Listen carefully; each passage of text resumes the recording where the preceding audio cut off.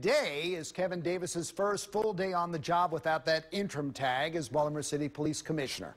He has been running the department since the summer when Mayor Stephanie Rawlings-Blake fired Anthony Batts. But now Davis legitimately is Baltimore's top cop. In Focus, investigators sat down with Davis for a conversation on what the city can expect from his administration. Brian Kubler joins us now with more. Brian. Jamie, Kevin Davis takes over a department that is fighting through a morale problem, the trial of 6 of its officers, and tense relationships with the community it serves. It is a tall order, but one Davis feels is an opportunity to effect meaningful change. I state your name. I, Kevin Davis. No longer intern, Commissioner Kevin Davis can sit tight for now. He's now leading the nation's 8th largest police department and arguably one of the most embattled as it fights some of the worst homicide and shooting numbers in a decade. You want it?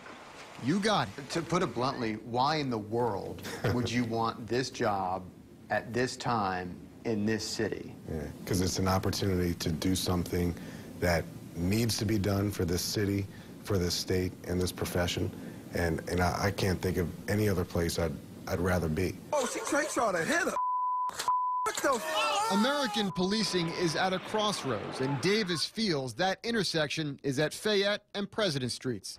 While he has ideas for better community relations and cultural sensitivity for his Baltimore Police Department, driving down this spike in violent crime is paramount, calming what Davis alludes to as an arms race on the streets in post-riot Baltimore.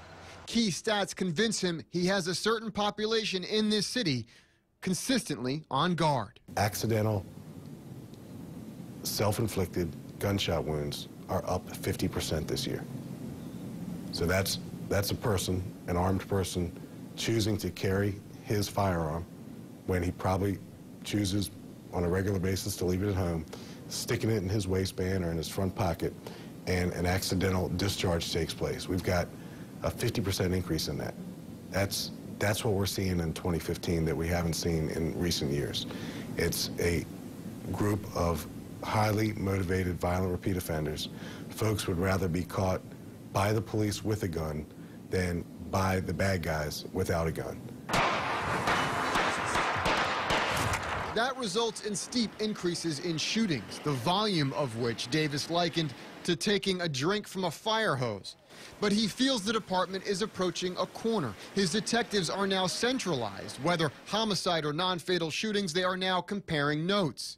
They have identified a hard number of 238 so-called trigger pullers, and 50 of them now have warrants for their arrests.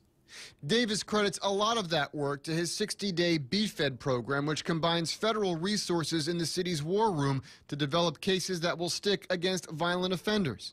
And just last week, much like his interim tag, Davis received a commitment from the feds who said they would now stick around indefinitely. It didn't take any convincing whatsoever, either for Mr. Rosenstein or the special agents in charge of ATF, FBI, DEA, Secret Service, and the U.S. Marshal himself. Right.